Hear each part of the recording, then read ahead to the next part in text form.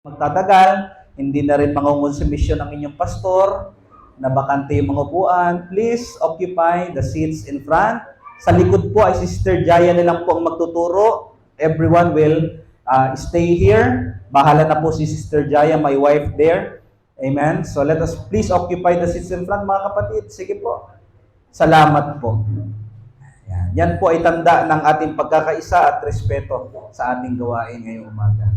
Thank you everyone. Sige po. Ini-invite ko ang lahat. Wala nang palakad-lakad sa likod. Maliban sa may mga inakay. So dito na ho tayo sa ating harapan. Good morning everyone. Are you ready for today? Amen. Pasensya na ho kayo. I need to say my apologies sa inyo po dahil kami na late. Dahil yung aming van na nirerentahan ay na-flat kanina. So saktong pagkakuha ni Pastor Joseph ay flat pala. So kailangan naming idaan pa sa talyer. So that makabiyahe po kami. But anyway, we are here. Thank you God. Palakpakan muna natin si Lord. Amen. Wala makapigil sa message niya ngayon. Are you excited for today? I'm excited. Tingnan mo nga muna yung mukha ng katabi mo kung mukhang excited o mukhang stress. Sabi mo sa katabi mo, tabi mo muna yan. Tabi mo muna yan.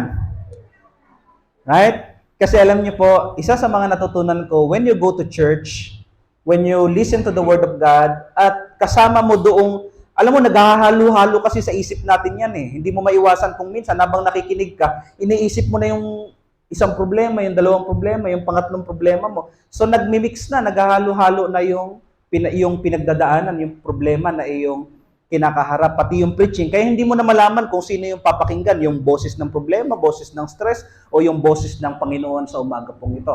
So, but anyway, I want you to focus and allow the Lord to speak with us today. Bago tayo mag-flow sa ating message, gusto ko lang po i-welcome natin, Worship Central Outreach Welcome, ang aking pumpinsan, si Sofia, nandiyan dyan po.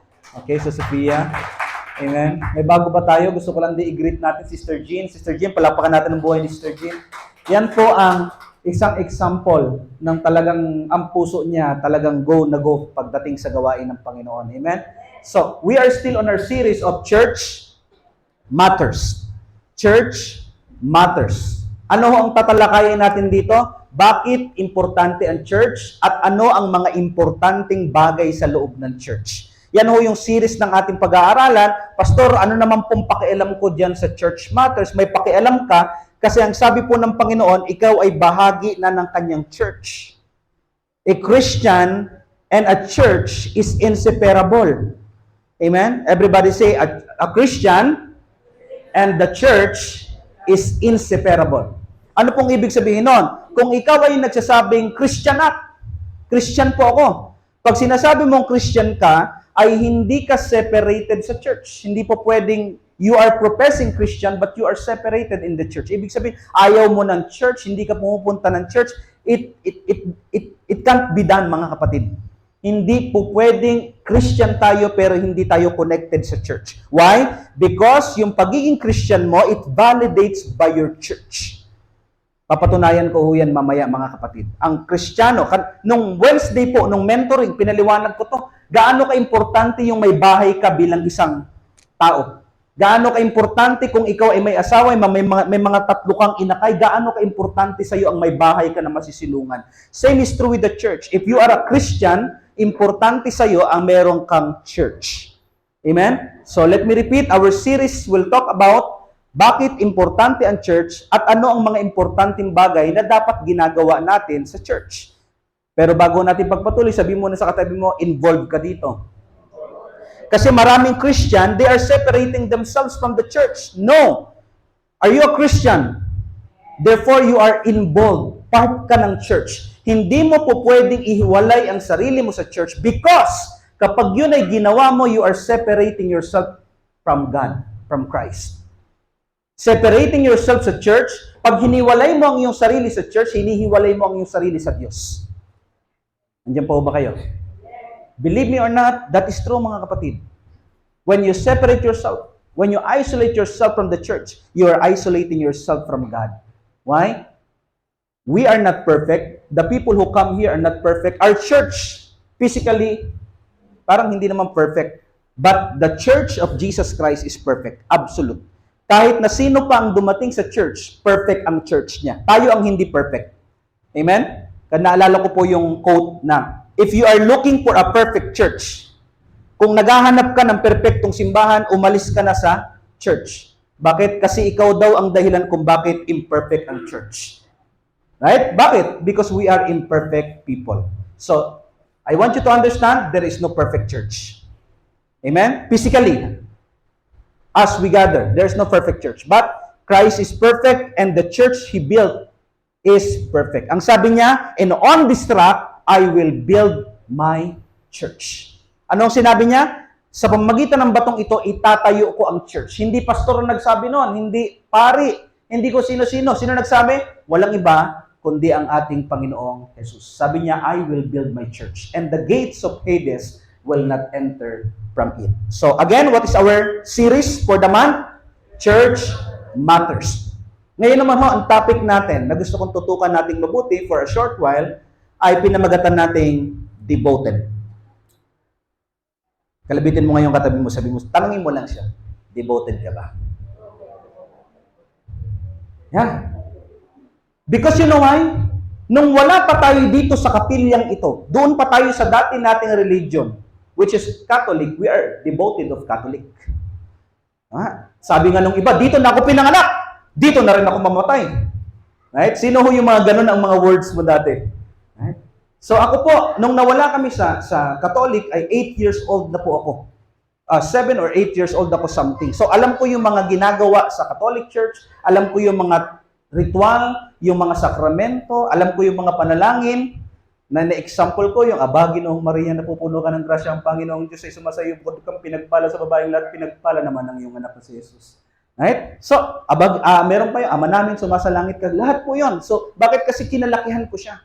So, doon tayo lumaki sa ganong tradisyon na thinking that it is not faith, mga kapatid, it is just religion. Ito ay isang relihiyon na ating kinasapian lamang. Pero nung nakilala natin si Jesus through this church, nagkaroon tayo ng mas malawak na idea na ang church pala ay hindi yung pagiging relihiyoso, kundi yung relasyon natin sa ating Panginoon. Amen ba? We need a relationship with our God. So nung nandoon pa tayo noon, many of us are devoted. Amen? Ang problema, bakit nung napunta tayo ng Christian church, which is the true church of Christ, the true church of God, bakit nung napunta tayo sa church, dito sa kapilya, some of us are failing, or some of us are, naglalaho yung kanilang pagiging deboto. Dapat na i-transfer lang natin pagiging deboto sa simbahan, itatransfer natin sa pagiging deboto ng ating Panginoon.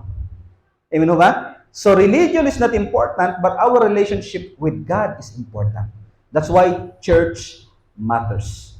Pero encourage ko po kayo, kung minsan na kayong naging deboto ng ating dating simbahan, ngayon po mga kapatid, kailangan tayo'y mas lalong devoted sa ating Panginoon. Kailangan higitan mo, doblehan mo yung pagiging devoted natin. Why? Because we know and we believe that the Church of Jesus Christ, siya ang nagtayo, siya ang bumuo, at siya ang naglilid sa ating lahat. Amen? I have nothing against with our previous faith, mga kapatid. Ang gusto ko lang hong ipunto sa atin ngayong umaga, kung devoted tayo noon sa religion natin, mas devoted tayo ngayon sa Diyos. Amen? Ano bang ibig sabihin ng devoted? Ano bang ibig sabihin ng devoted? Pag sinabing yan, devoto yan. Right? Kasi nakikita ko sa TV, kay Tanggol, yung mga devoto talagang nag-aagawan sila. Talagang di baling masaktan sila, makahawak lang sila doon sa lubid. Right? They are so devoted. Handa nilang ibuwis yung buhay nila, handa nilang ilaan yung oras nila so that they can touch a statue. Tama? Makahawak lang doon sa statwa. The more, mga kapatid, na tayo naging Christian na, the more higitan natin yon. Hindi lang yung tayo makahawak ng statwa, makahawak doon sa tali, kundi talagang mapalapit tayo ng mapalapit sa ating Panginoong Hesus.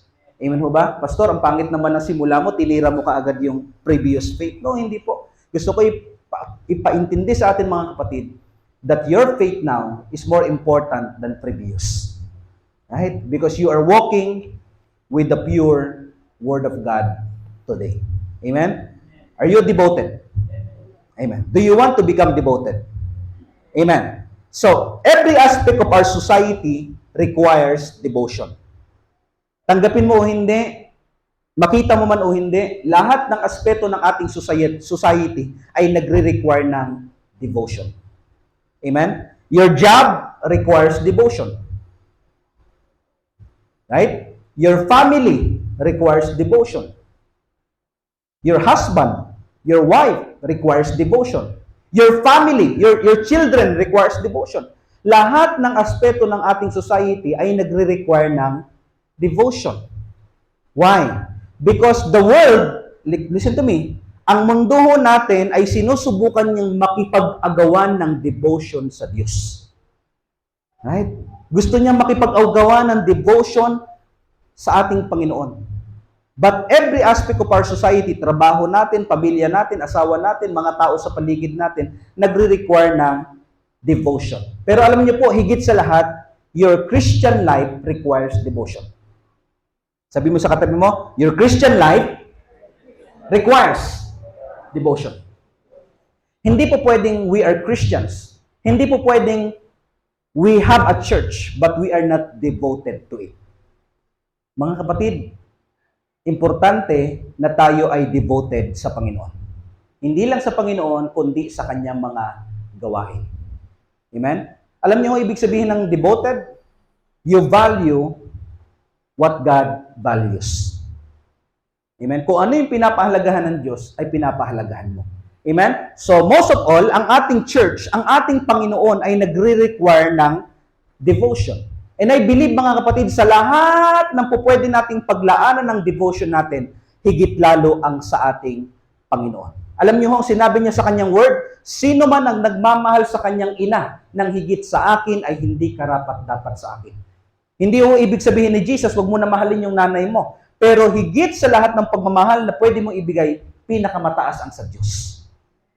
Nagets niyo ba ako? Ang sino man nagmamahal sa kanyang ina at ama nang higit sa akin ay hindi karapat-dapat sa akin. Mas lalo ng sino man nagmamahal sa kanyang ari-arian, pero nang higit sa akin ay hindi karapat-dapat sa akin.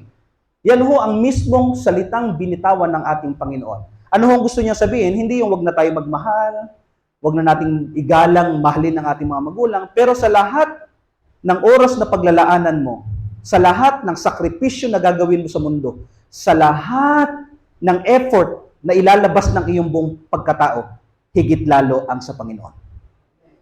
Pinakamataas ang sa Panginoon. Amen? Hindi po pwedeng 70% sa asawa, 50% lang sa Diyos. It can't be, mga kapatid. Kailangan higher lalo ang sa ating Panginoon. Amen? So, Christian life requires devotion. Once again, our topic for today is devoted.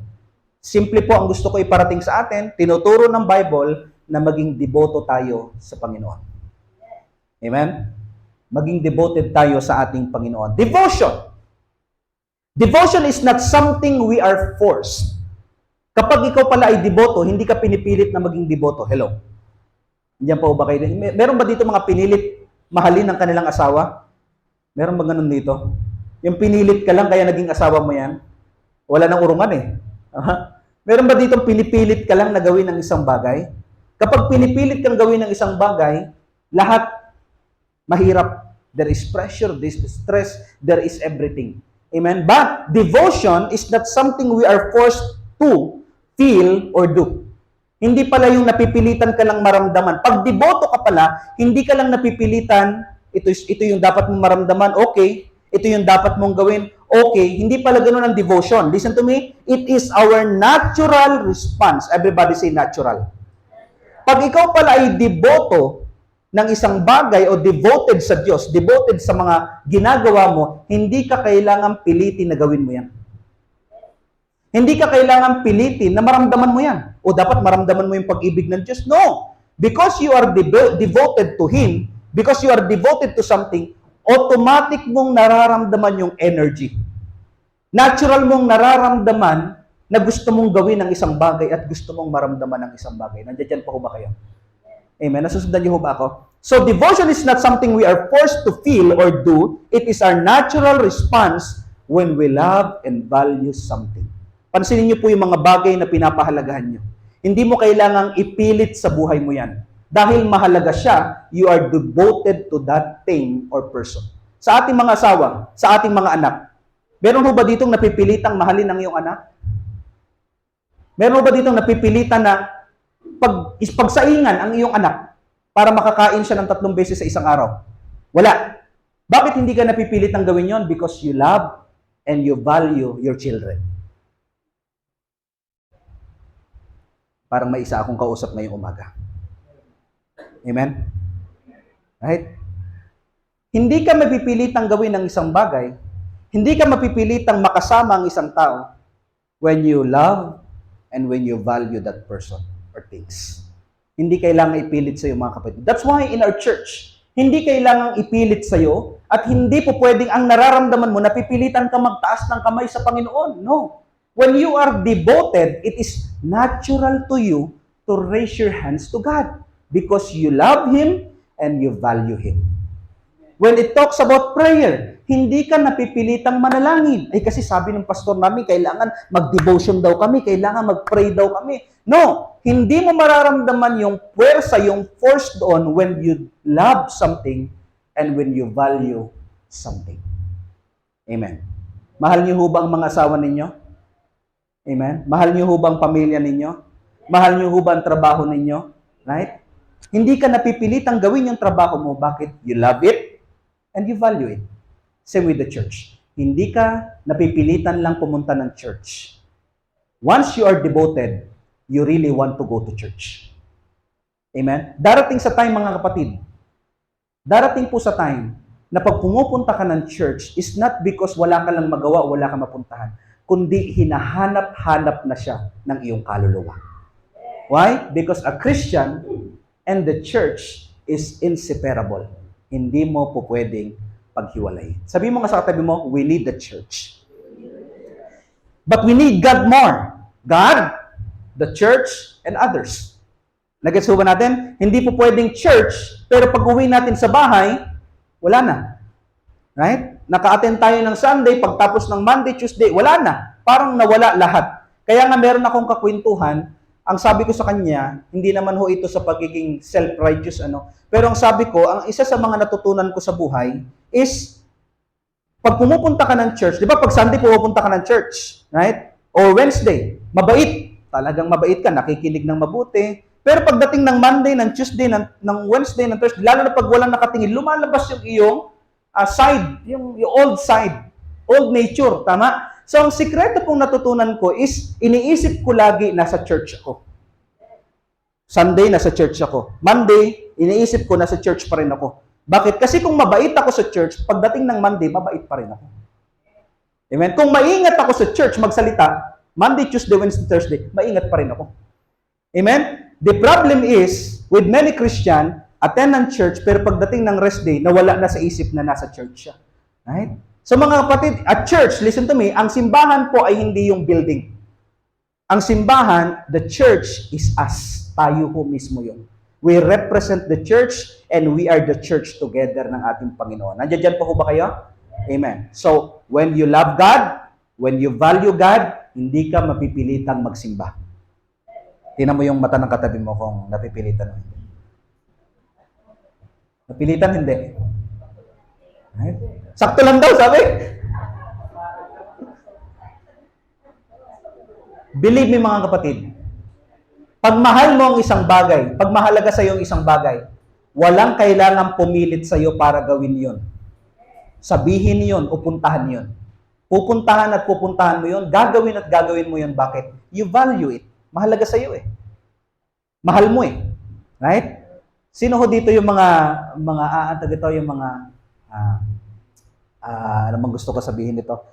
Yung mga first time, yung mga, nakakita na ho ba kayo nung dalawang kabataan na in love sa bawat isa? Yung talagang first week pa lang nilang mag-boyfriend-girlfriend. Nakakita na ba kayo ng gano'n? Halos hindi mo mapaghiwalay. May nakikita pa nga ako, 24 hours yung naka-open yung messenger eh. Naka-video call 24 hours. Right? Meron pa akong nakikita talagang sa lahat, kumain, punta ng school, sa lahat talagang sila magkasama, halos hindi mo mapaghiwalay. Kung tatanungin mo yung idea, bakit kaya itong dalawang tao na ito, kahit takluban mo na ng langit at lupa, hindi mo paghiwalay? Kahit tabuli na yung lalaki ng itak, talagang hindi pa rin bumibitaw sa babae. Bakit kaya? Because of devotion. Mga kapatid, if you have devotion with God, between you and the church, nothing can separate. Nagets niyo ako? If you have devotion with God, kahit ano pang bagyo. Sabi ko nga ho sa inyo mga kapatid, tangi lang titigil tayo sa church pag umuulan na ng apoy. Tama? And I give you that testimony mga kapatid, kahit na anong bagyo, basta kaya, susuungin natin, makapunta lang tayo sa church. Right? That's how important and valuable the church is to us. So, kahit na anong dumating na bagyo, kahit anong pandemic na dumating, hindi ka mahihiwalay sa church mo. Lagi kang connected. Amen? Sabihin mo nga, I'm always connected. Okay. Devotion. Devotion, in practical sense, can be defined as a deep and unwavering commitment. Everybody say commitment. Pag sinabi pala natin ikaw ay devoted, kasama doon, kakambal noon ay committed ka. Andiyan pa ho ba kayo? Pag sinabi mong hopelessly devoted to you, my wife, that means there is no other one. There is no number 2, number 3, number 4. Wala. You are, ang focus mo nasa Kanya. Ang commitment mo nasa Kanya.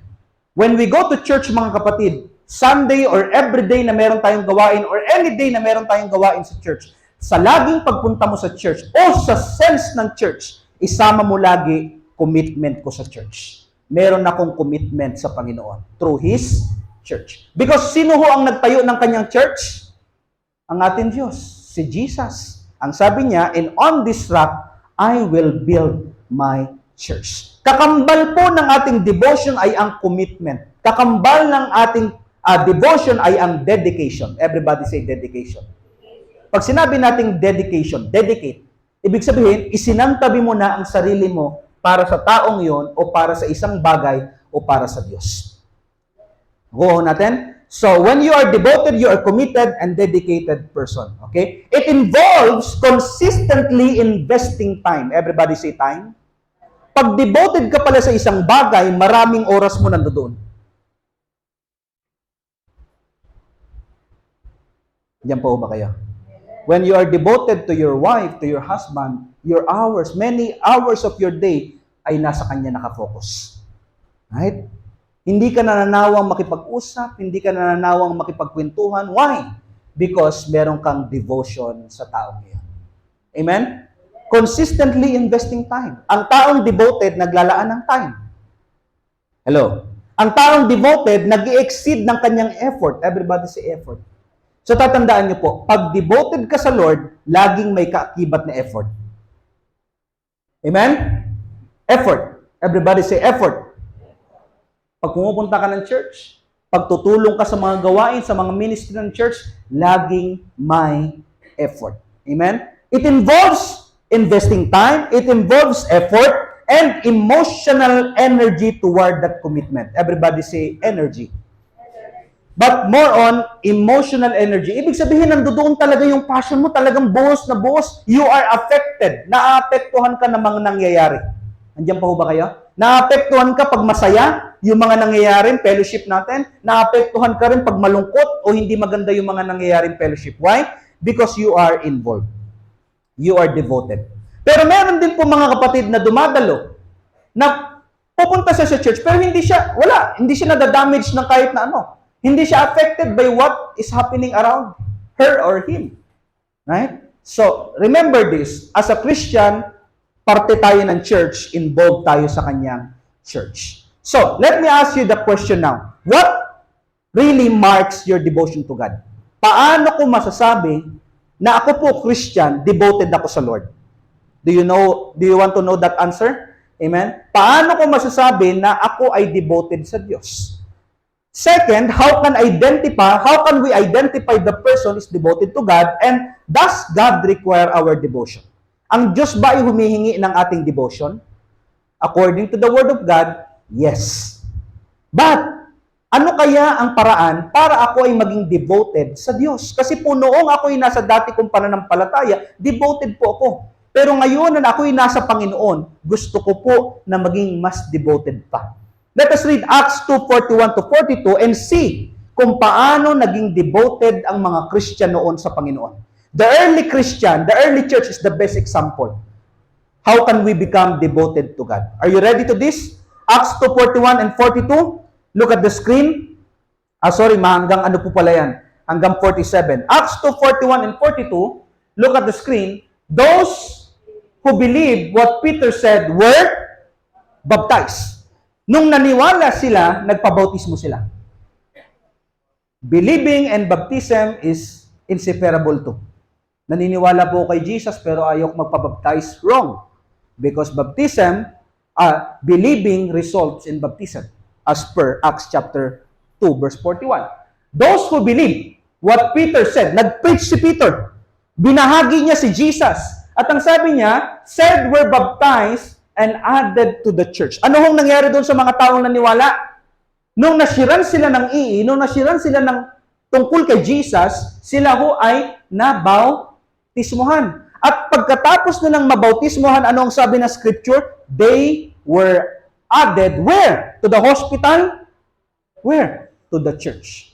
So can you see the relation with this, mga kapatid? Naniwala, nabautismuhan, at pagkatapos niya mabautismuhan, siya ay naidagdag sa church. Nagets niyo ho ako? Amen? So, those who believe what Peter said were baptized and added to the church. Ilan daw po nung araw na yon? 3,000 people. Ang naniwala, nabautismuhan, at 3,000 ang naidagdag. Bago ho naidagdag yung 3,000, ilang disciples meron si Jesus? The core is 12 disciples. Pero maliban sa kanyang core disciples, yung kanyang mga leaders, meron pa po siyang other disciples. Yung other disciples na yun yung hindi niya madalas nakakasama pero sumusunod sa kanya.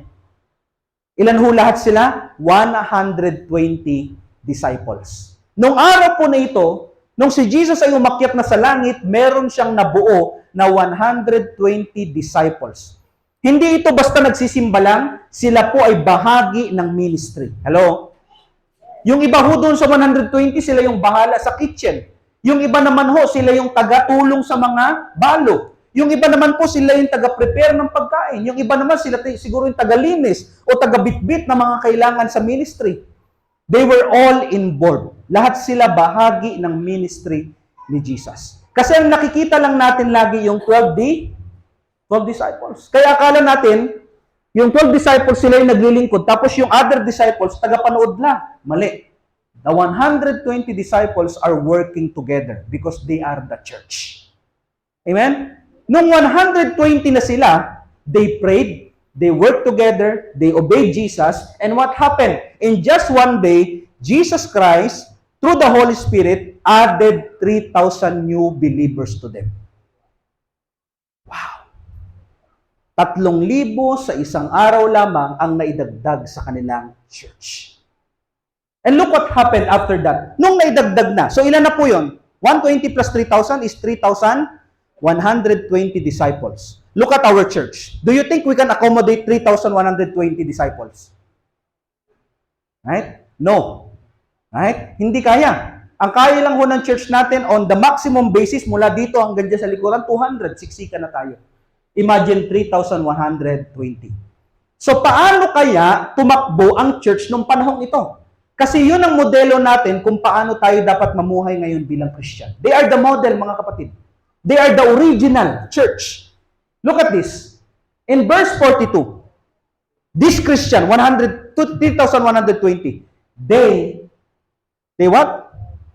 They devoted themselves. Not one, not two, all of them. They devoted themselves to the apostles' teaching and to fellowship, sharing in the Lord's Supper and prayer. A deep sense of awe came over them all, and apostles performed many miraculous signs and wonders. Next. And all the believers, 3,120, meet together constantly. Lagi silang nagkikita-kita and shared everything they had. At ibinabahagi nila kung ano yung meron sila. They are the original model ng church ni Jesus. They sold their possessions and shared the proceeds with those in need. Nung panahon pong iyon, talagang nagbenta sila ng mga ari-ari nila for what? To share for those in need. Particularly, the ministry of the apostles. They, look at this, they worship together at the temple each day, pero pagkatapos nilang mag-meet sa church, meron silang tinatawag na small group. Look at this. Meet in homes for the Lord's Supper and share their meals with great joy. Ano daw ang itsura nila? Sila ho ay mga masasaya. Parang tayo, amen? Parang ayaw nyo yata. With great joy and generosity, tayo na naman yun. Amen? Naku Lord, tulungan mo kami. Masayahin na kami, tapos giver pa kami, generous pa kami. And all the while, praising God and enjoying the goodwill of all people.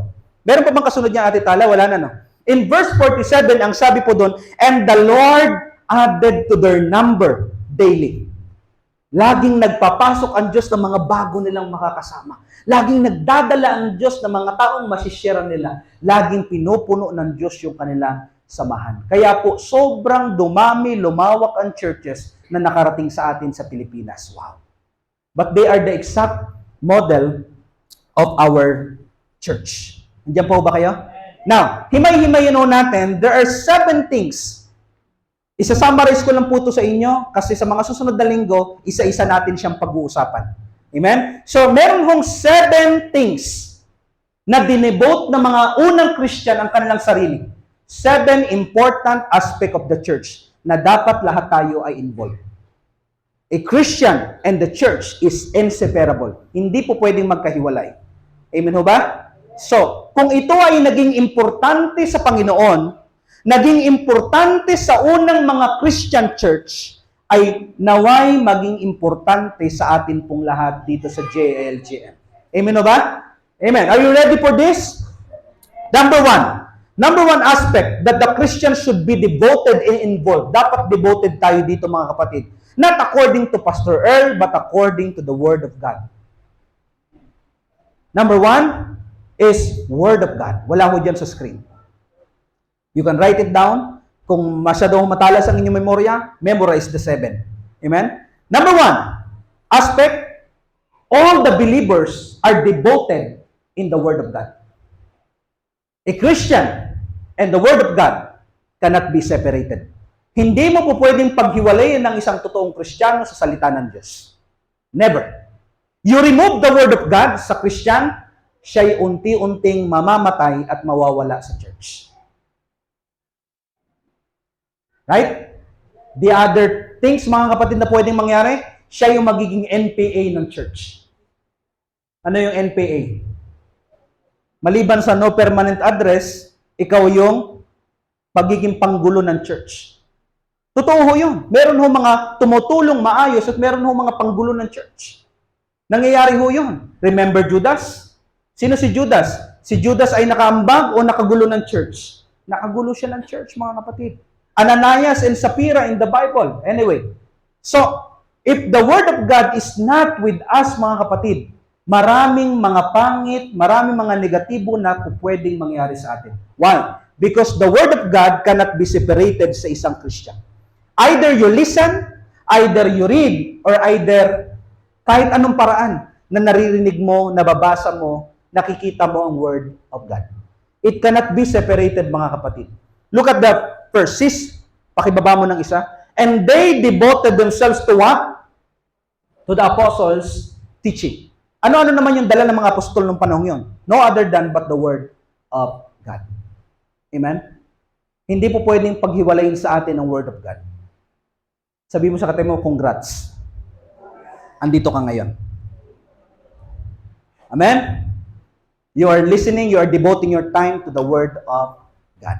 Excuse me. Ano ang laman ng Word of God? First is the instructions. The Word of God teach us the instructions. Ano yung mga bagay na dapat nating gawin bilang Kristiyano?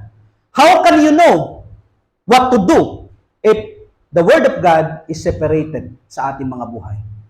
Paano mo nalaman ang dapat mong gawin kung hindi natin naririnig, nababasa ang salita ng Diyos? Hindi na ituturo sa atin. Amen? Hindi po pwedeng pagwalayin. Ano pa ang laman ng Word of God? Ang laman ng Word of God ay yung mga promises. Everybody say promises. Minsan, nadadapa tayo. Minsan, dumadaan tayo sa mga pangit na sitwasyon. Minsan, hindi natin alam ang mangyayari sa mga susunod na araw. Pero the Word of God gives us the promises. Binibigyan kanya ng mga pangako na magpapapatatag sa iyo bilang isang Kristiyano. Amen? Number two aspect of the Christian. Pangalawang dapat na maging importante sa isang Christian is fellowship. Formal or informal fellowship. Ano po yung formal? Ito yung mga binababa ng church. Okay, meron tayong men's fellowship ha. Okay, meron tayong women's fellowship ha. Okay, meron tayong youth fellowship ha. Ito yung mga fellowship na ino-organize ng church. We call that formal fellowship. Pero meron din tinatawag na mga informal fellowship. Ano yung mga informal fellowship? Yung minsan ay naisipan nyo mag-meeting ng mga kababaihan, punta nga tayo kay sister ganito. Pasyalan nga natin si sister ganito. Doon nga tayo magmerienda kay sister ganito, kay brother ganito. Yan po yung mga informal fellowship. Both are recognized. Amen? So dapat mahalaga sa isang Christian ang fellowship. Bakit po importante ang fellowship? Because through fellowship, we go deeper in knowing each other. Okay. Meron mo ba ditong, pagkakita mo isa-isang tao, mahal mo na kaagad siya? Yung love at first sight. Meron mo bang naniniwala sa love at first sight? You know what? There's no really such thing as love at first sight. Attraction at first sight meron. Na-attract ka sa kanya. Maybe sa personality niya, maybe sa itsura niya, but love is a process. Nasundan niyo po ba ako mga kapatid? Parang nonsense ako dito. Amen? Love is a process. You cannot love a person ng isang pagkakataon lang nakita kayo, brother, love kita. No. Attracted ka sa kanya, first sight. Pagkakita mo pa lang, wow, ang pogi niya. Wow, ang ganda niya. But love is a process. Ang ibig ko sabihin po dito, the more na nagsasama-sama tayo sa mga fellowship, kahit hindi sa mentoring, kahit yung simpleng nagmerienda lang kayong tatlong kalalakihan dyan, nagdala si Brother Mac ng Coke, tapos biglang nagkakwentuhan habang may ginagawa, that's what we call fellowship. And what happened mga kapatid? The more na nag-uusap-usap kayo, the more na nagkukwento-kwentuhan kayo, the more na nade-develop yung love. Amen o ba? Pero you cannot love a person in just one time, second time, 3 times, tapos love na kita. Love na kita kapatid. Sister, brother, I love you with the love of the Lord. No, it is a process mga kapatid. So dapat maging mahalaga sa atin, according to the Word of God, ang fellowship. Amen? Formal and informal fellowship is very important to us. What is the number one aspect? The Word of God. They devoted themselves to the Word of God. And the second devotion na ibinigay nila, devoted sila sa fellowship. Amen? Now, look at me, mga kapatid. Pastor, bakit po pagkatapos ng gawain natin, kailangan pa namin mag-small group? Right? Bakit po kayo nag-i-small group? I want you to understand the reason kung bakit nyo kailangan mag-small group. Because through that, we go with the fellowship. Sa una, hindi ka sanay. Sa una, hindi ka komportable. Kasi matagal na panahon, wala ka naman nakakausap eh. Hindi ka naman sanay mag-open up. Pero habang tumatagal ng tumatagal, it is a process of the Lord na maging matibay, maging malalim tayo sa pagkakakilala sa bawat isa, at maging marespeto tayo sa bawat isa. Yan po yung importante ng fellowship. Imagine this mga kapatid. Pupunta ka dito ng 9 o'clock, pagtapos ng service ng 11:30, lalabas ka na dire-diretso. Pag sabi ng pastor, amen, tapos diretso na sa likod, labas na kaagad. Amen? How can you call that fellowship? Ngayon po, for 1 hour, for 30 minutes, for 1 hour, for 2 hours, ako lang ang nagsasalita. Nakaka-fellowship mo ba yung katabi mo? No. You are both listening. Nasaan kayong stage ngayon? Nasa stage kayo ng apostles teaching. Hindi natin po pwedeng putulin dyan mga kapatid. What we need also as a church, not what we want, what we need. Ito ang kailangan natin. Para siyang tubig na kailangan ng halaman. What we need is, we need fellowship. Because fellowship makes us strong together. Amen? Because we are the body of Christ. Kailangan nating mag-fellowship. Hello? Okay. Sino ho dito ang naka-experience? Gusto ko lang hong i-share sa inyo. Sino dito ang naka-experience na meron kayong project na gagawin, tapos first time nyo lang magsamang dalawa. Magkaiba kayo ng ugali, magkaiba kayo ng pagkatao, tapos magsasama kayo sa first time nyo nagkasama sa isang gagawin. What will happen? Usually, magkakarambola kayo. Kasi ang gusto ko, ganito ang gagawin. Ang gusto mo rin, ganito ang gagawin. Pagsamahin mo kami ni Kim dalawa, sasabog kami dalawa ni Kim. Kasi either si Kim ang masunod o ako masunod. Right? Pero through fellowship, habang tumatagal kami ni Kim na magkasama, nagtatrabaho, what happens? Nagkakaroon kami ng harmony with each other. Natututo ako magbigay kay Kim, natututo si Kim magbigay sa akin ng room para ma-accomplish namin yung greater purpose. Mga kapatid, ganun po ang church natin. Through fellowship, nagkakaroon tayo ng bond. Ano ang sabi doon kanina? Masaya sila. Masaya ho ba kayo? So mamaya, lalabas yung saya natin through fellowship. Amen? So, that is the first and the second. The third aspect of the church. The third aspect of the Christian, the devotion na dapat meron tayo ay Lord's Supper. Ano ho ang Lord's Supper? Simply means pag-alaala sa ginawa ng ating Panginoong Hesus sa krus ng Kalbaryo. Later on, mga kapatid, communions, our communion will not happen here in the church. Yung Lord's Supper natin will not happen here. It will happen to the small groups. Amen? Doon na ho kayo maglo-Lord's Supper sa inyong mga small group. At hindi na ho, mga kapatid, yung traditional natin nakikita na maliit na bilog na tinapay o di kaya yung maliit na tinapay na ganito at yung pagkaliit-liit na baso. No. In the Word of God, nung panahon po ng mga disciples, hindi ho ganun yung kanilang communion. Talagang baso. Talagang tinapay na napakalaki na hinahati-hati ho nila and they break it together at kumakain sila ng sama-sama.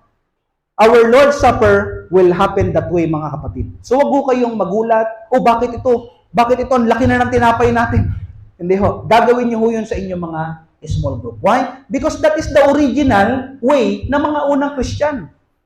You cannot read in the Bible na ganito sila mag-communion. No. Kapag sila nagko-communion, yung paraan ni Jesus. Mayroong tinapay, naghuhugas sila ng kamay, pagkatapos pinagpipiraso-piraso ito at binibigay sa mga kasama sa church. At pagkatapos nun, iinom sila ng wine. Pero hindi ko kayo bibigyan ng pundador o 2x2. Talagang pwede ho yung wine, basta konti lang ang alcohol content.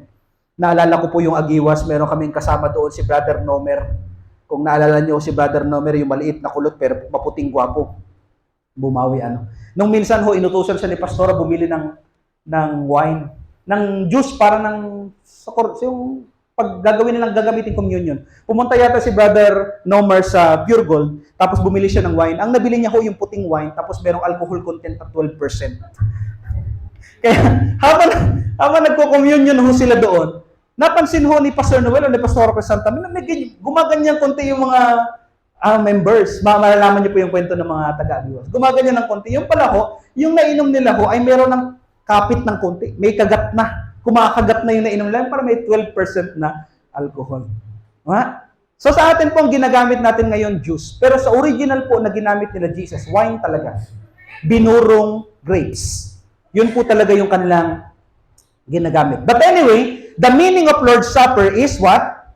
Is what? The meaning of the Lord's Supper is remembering the Lord. Kailan ho natin ginagawa yun sa church? First Sunday of the month. For now, first Sunday of the month. Kaya mga kapatid, hindi mo po pwedeng ma-miss ang Lord's Supper. Amen? Hindi po pwedeng next month na lang ako mag-Lord's Supper. No. Because the Lord's Supper is a way for us to symbolically remember the death and sacrifice of our Lord Jesus. Sabi ng Panginoon, inumin nyo, kanin nyo ito bilang pag-alaala sa akin. Number 4, ano pa po ang pang-apat na aspeto ng dapat involved tayo mga Christian?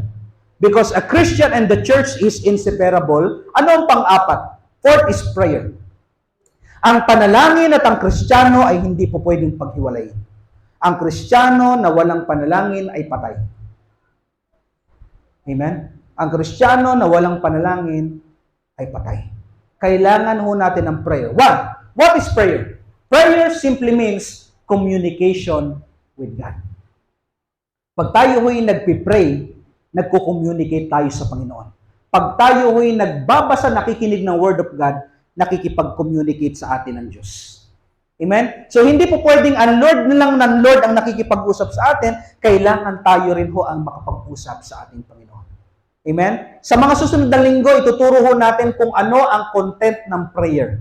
Kasi marami sa atin nahirapan mag-pray kasi hindi natin alam yung content ng prayer. Yung iba, nasanay tayo sa hingi.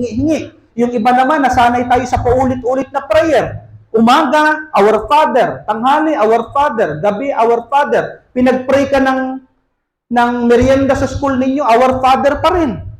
Right? So, marami sa atin hindi makapag-pray because we don't know the content of prayer. Isa ho sa content ng prayer is thanksgiving. Magpasalamat ka sa Panginoon.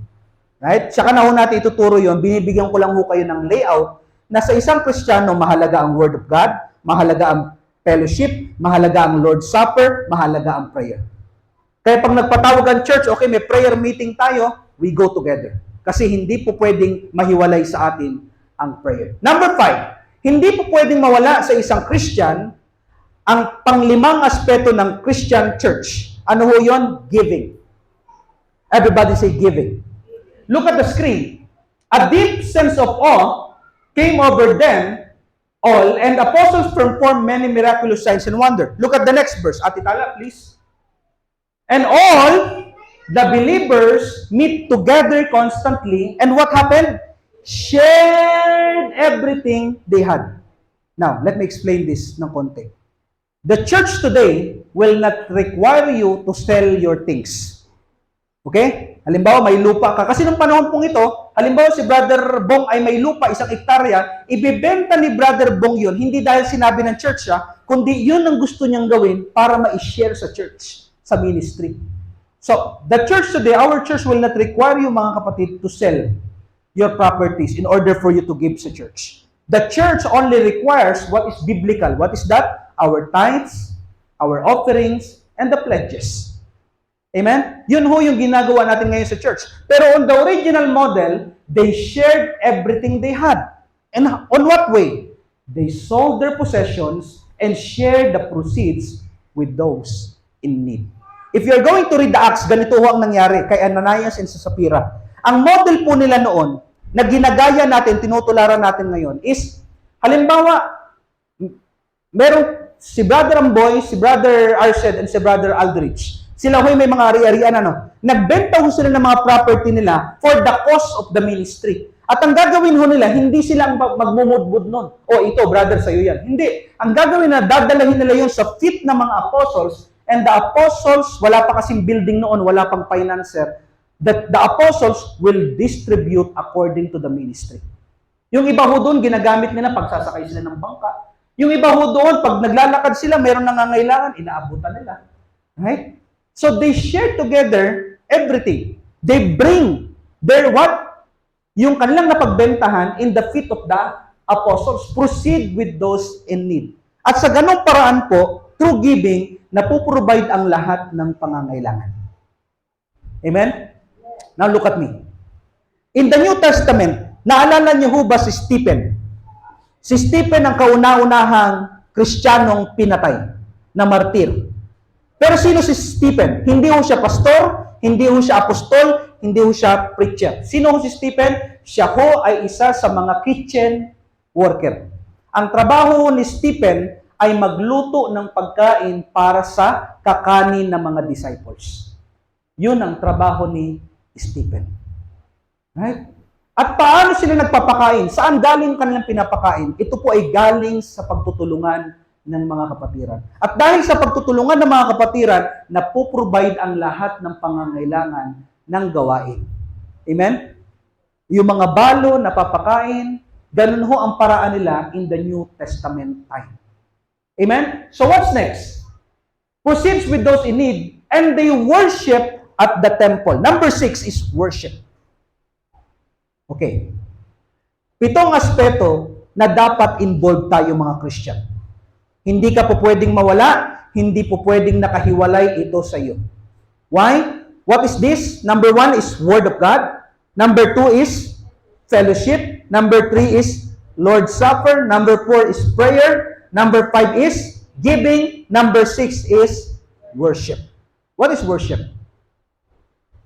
Amen? What is worship? Worship is acknowledging the Lordship of Jesus Christ. Let me repeat. Worship is acknowledging the Lordship of Jesus Christ. Kasi ang tawag natin ngayon sa atin, ang pagkakaintindi natin sa worship ay yung mabagal na awitin. Tama? Praise, mabilis. Worship, mabagal.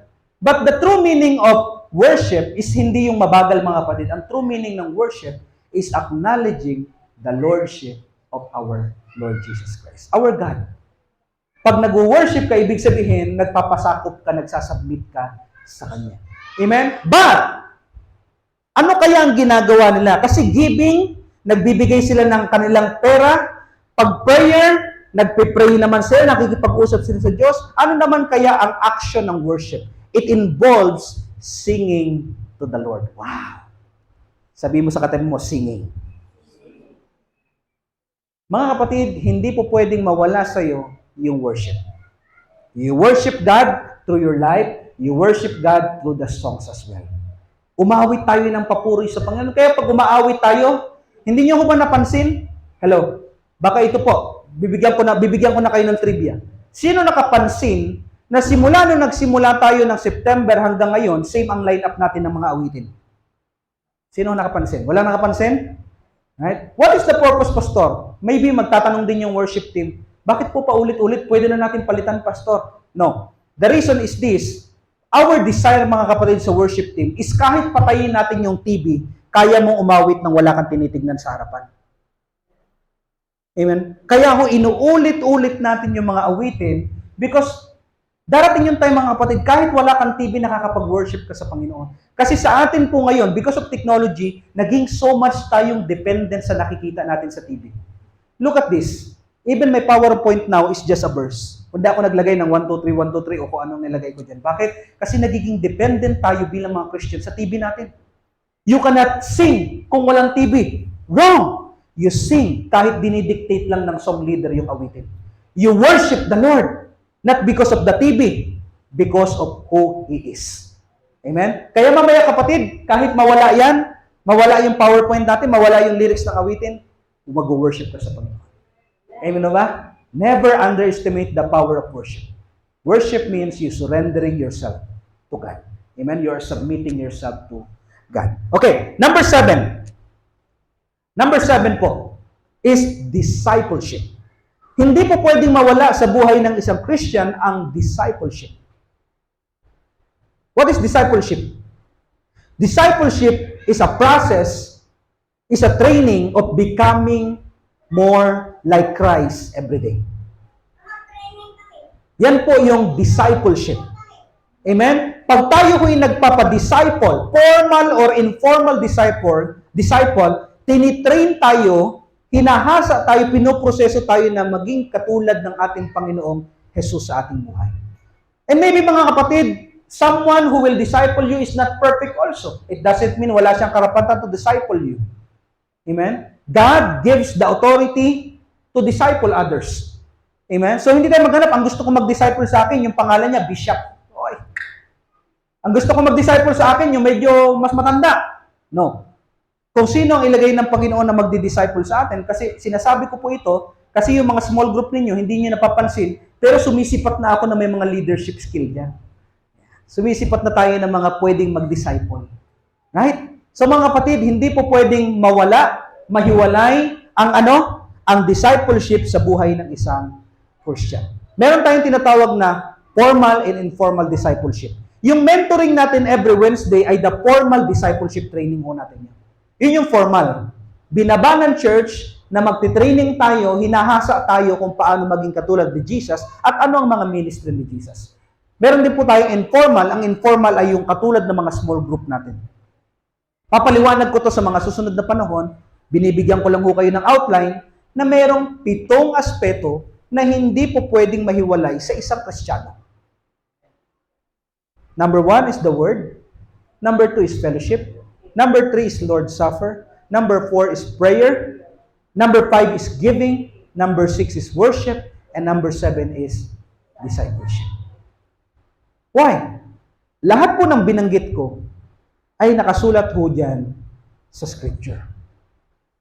Amen? God wants us to become disciples, not attendees of the church. Sa Tagalog, hindi ka tinawag ng Diyos sa church na ito para maging tagadalo, tagapuno ng mga upuan dyan. Wrong. Tinawag ka ng Lord sa church na ito para ikaw ang tagadagdag sa mga upuan yan. Yan ang discipleship. Hindi pa rin po ako naniniwala. Matthew chapter 28, verse 18 to 20, all authority in heaven and on earth has been given to me, declares the Lord Jesus. Therefore, go and make attendees of the church. Go and make members of the church. Jesus said, go and make disciples of all nations, baptizing them in the name of the Father, the Son, and the Holy Spirit, and teaching them to obey everything I have commanded you. Mga kapatid, you are here in this church not to be old, yung manghang-mangha ka. You are very amazed sa nangyayari sa church. Yung may audience kami, pag tumutugtog ang worship team, may audience ang worship team. Wrong. You are here because God wants you to become a disciple. Gusto ng Diyos maging disciple ka. Amen? Now, let's look at me. Attend this to disciple. Disciple to discipler. Discipler to mentor. Nagets ba natin? So, if you are attend this right now, the goal of God is for you to become a disciple. Student ka, you are involved. And if you are a disciple, ang next stage na gusto mangyari ng Panginoon, ikaw na yung magdi-disciple sa mga iba. Kasi hindi natin kaya lahat gawin ng isang tao, ng dalawang tao. What's next to disciple? You become a mentor of disciplers. Ibig sabihin, ikaw na yung magtuturo kung paano mag-disciple. Nagets niyo ba ako? Amen? So that's your goal. Sabi mo nga sa katabi mo, yan ang goal natin. Because yun ang Word of God sa atin pong lahat. Andiyan pa ho ba kayo? Amen. So let me repeat before I end today. Devotion is not something you are forced to feel or do. Hindi ka pipilitin. It is our natural response when we love and value something. Ano po yun mga kapatid? Hindi ka kailangan pilitin, puwersahin, kulitin sa 7 bagay na ito. Bakit? Kapag na-build sa iyo yung devotion, automatic na mamahalin mo at gagawin mo, you will get involved to these 7 aspects of our Christian life. Amen ho ba mga kapatid?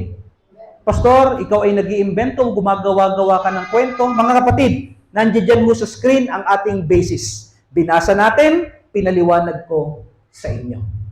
Amen? Yan ho ang Word of God na tinuturuan tayo ngayon that God expects us to be devoted. Amen ho ba? How can you become devoted to God? Through these 7 aspects. And you know what, mga kapatid? Listen to me. If you can take these notes, take down notes. Devotion is what God blesses. Devotion is what God blesses. Pastor, nagwalis po ako ng church. Without your heart, na habang nagwawalis ka dyan, kung wala ang puso mo dyan, God will not bless you there. Pero kahit nagwawalis ka lang dito sa church, yun ang ministry mo mga kapatid, pero may devotion ka, mahal mo, mahalaga sa iyo yung ginagawa mo, God will bless you there. So tandaan ho natin, more than God blessing the activities na meron tayo, mas binibless ng Lord yung ating devotion sa Kanya. Amen o ba? Yun ang mas binibless ng Lord sa atin. God blesses our devotion. And last but not the least na gusto ko iwanan sa atin, devotion empowers you to walk an extra mile. Devotion empowers you to walk an extra mile. Right? Ang sabi sa iyo, sumulat ka ng devotion 1 page. Pero because may devotion ka, naging 3 page yung nagawa mo. Why? Because kung mahal mo ang ginagawa mo, mahalaga ang ginagawa mo, hindi nagmamatter sa iyo yung time, yung money, and whatever it is.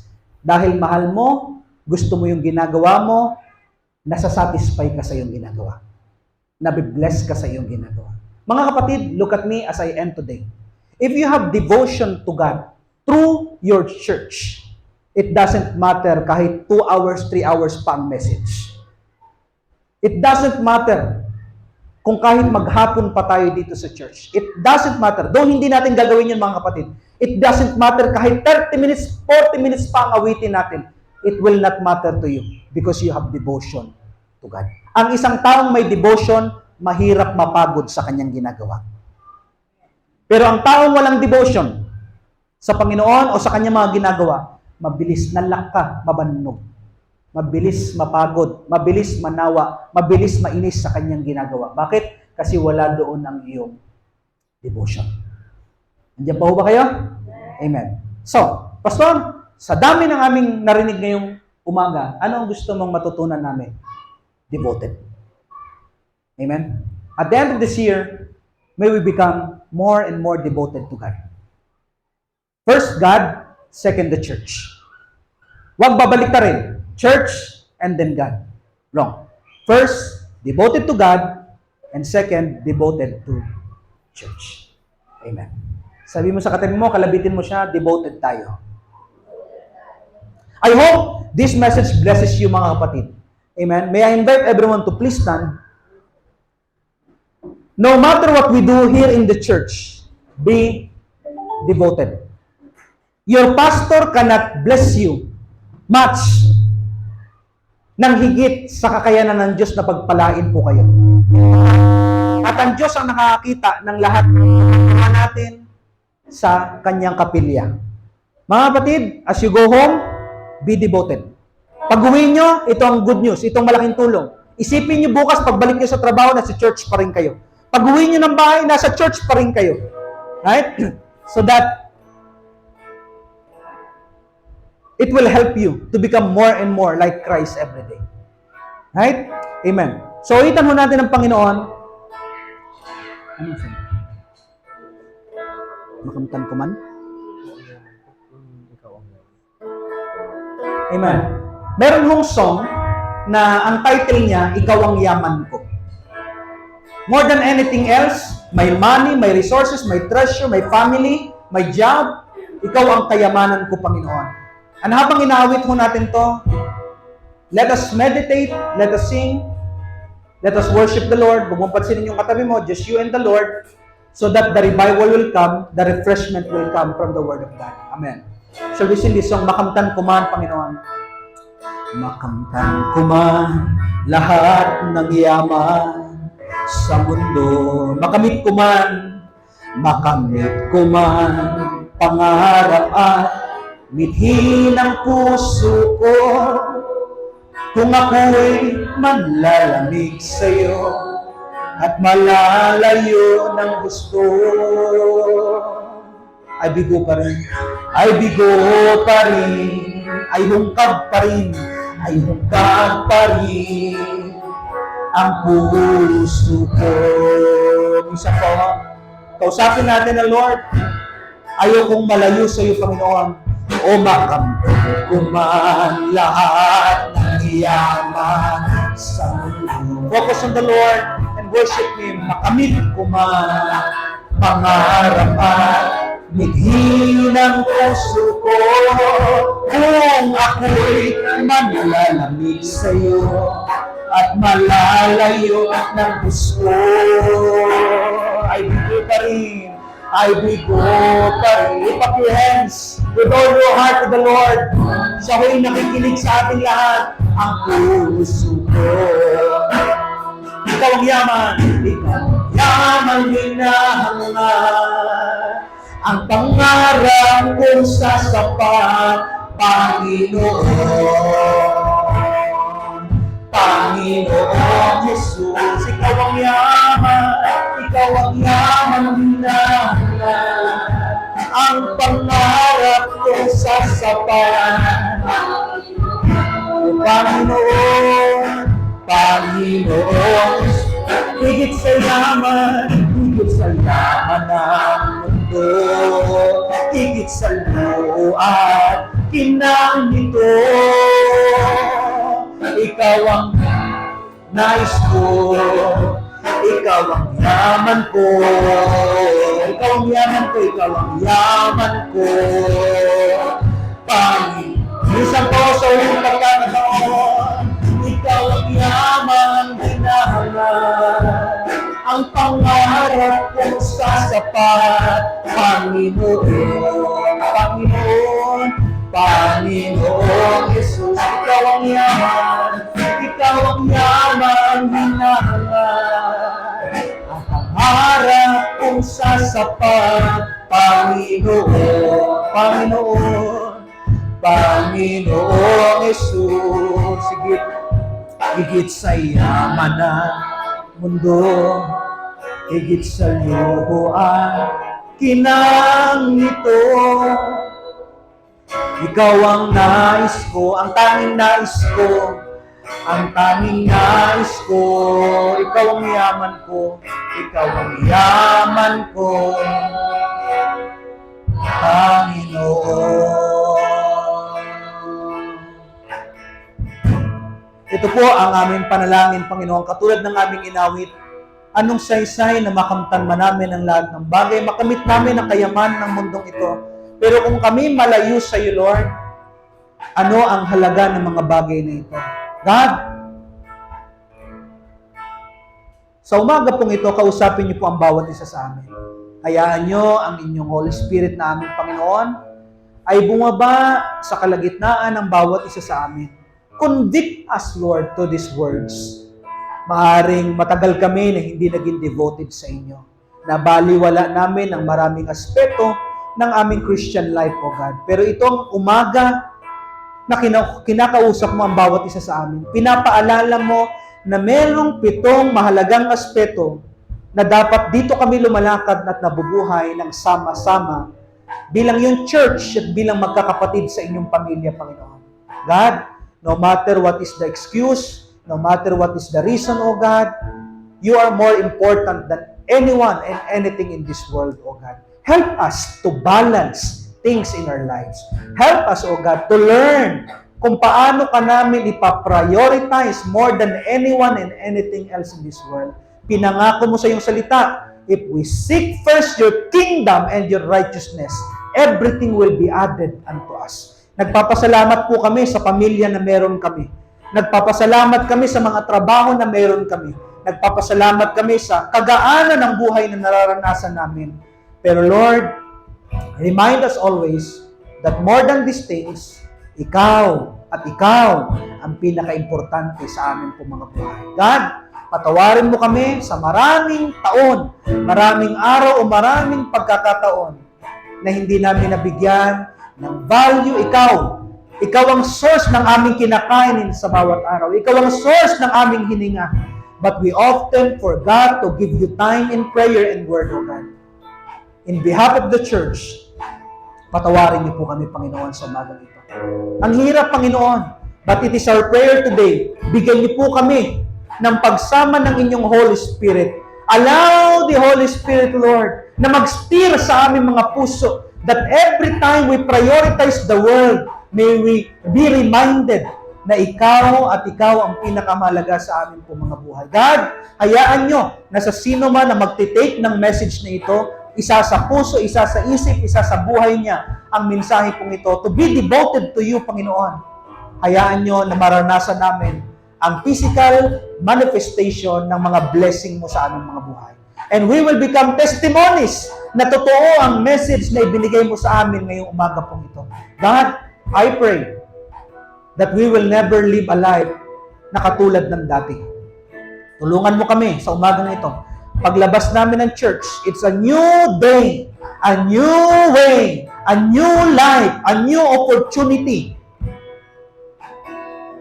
to be devoted, to prioritize you sa amin po mga buhay. God, thank you. Help us in these 7 aspects ng amin pong pagtitipon, ng amin pong pagsasama-sama, at ng aming buhay bilang mga Christians, O God, bilang mga followers mo, mga disciples mo. Mga kapatid, dalayin natin sa ating pag-uwi ang mensaheng ito, be devoted, not on this Sunday, but every day ng ating mga buhay. May the Lord help you as you act, as you apply this word. May the Lord bless you and keep you. And may the Lord make His face shine upon you and be gracious to you. May the Lord turn His face towards you starting today and give you peace in every aspect of your life. Give you this reminder of being devoted to Him. And give you abundant, sufficient blessing sa mga susunod na araw na kakailanganin mo. In the name of Jesus, this we ask. Amen and amen. Praise God, praise God. Pwede ba tayo umawit minsan pa sa Panginoon? Servicing to the Lord, palakpakan muna natin ng Panginoon. Amen. Brother Mabling, let us sing to the Lord magpakailanman.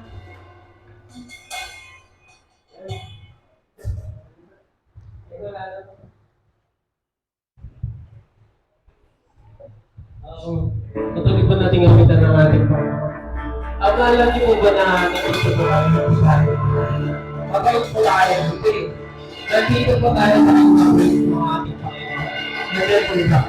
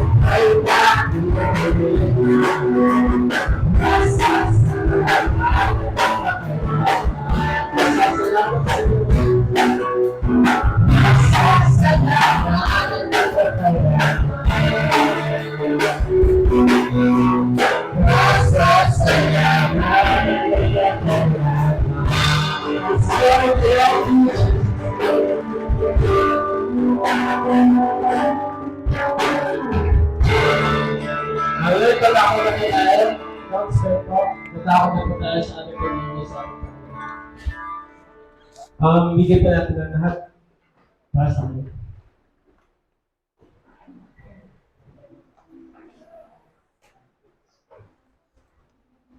Magandang umaga po sa amin. Amen. In Matthew 6:3 3 to 4.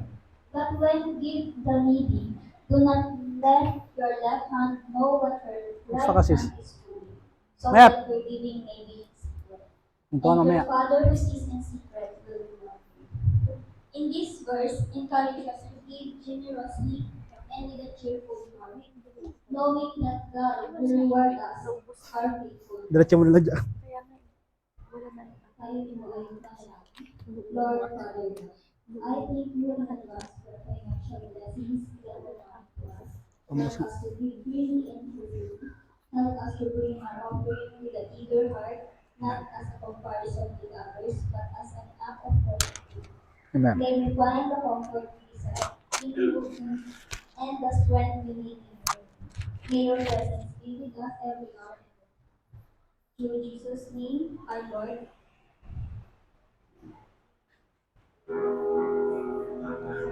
Tayo muna ako na po sa ating pagbibigay. Dahil masaya po tayo magbigay sa ating Panginoon. Meron po natin sa bayan at kanya kami tinalig sa akin. Our grace is favor.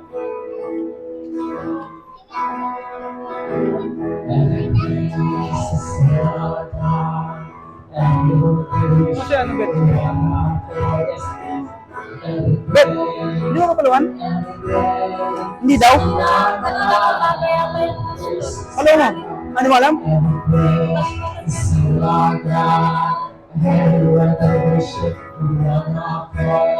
Kaya mo na.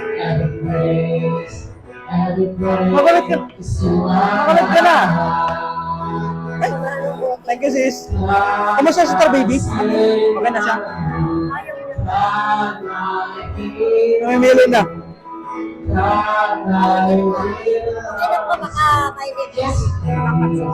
Papasyal ako doon. Makulit ka na? Ha? Makulit na ikaw? Maingay na ikaw?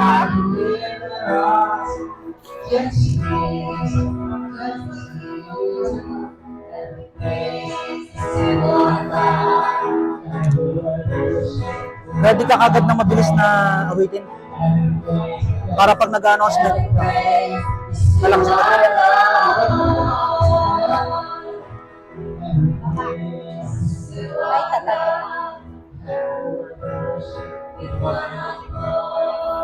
Every praise,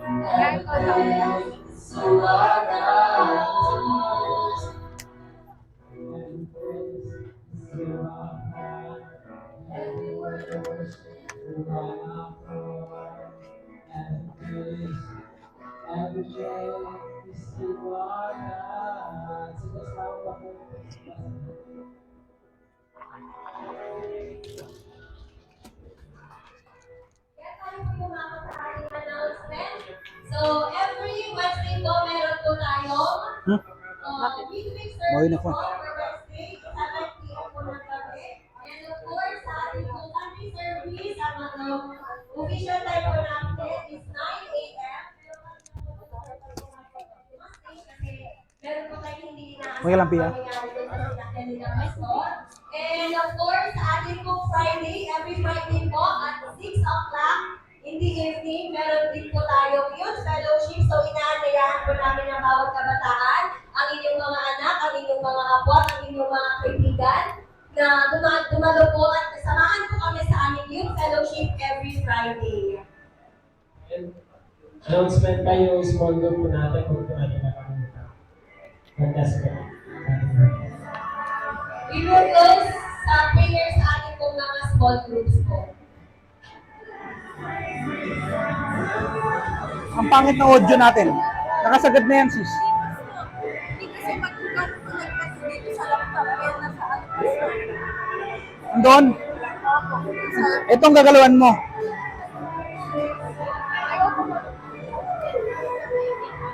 Ano? Basta nagaganyan lang siya, pero hindi umaano.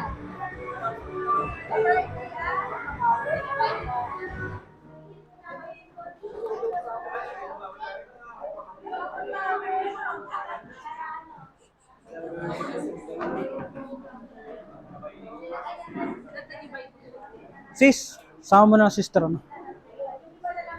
Wala? Sige. Diyan na. Ako na. O, sige.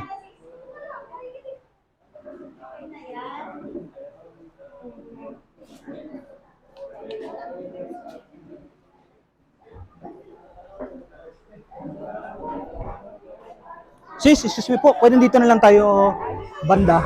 May electric fan pa rin. Kasi may ayusin lang ako dyan sa ating sasis. Mr. Jin, dito ka na banda.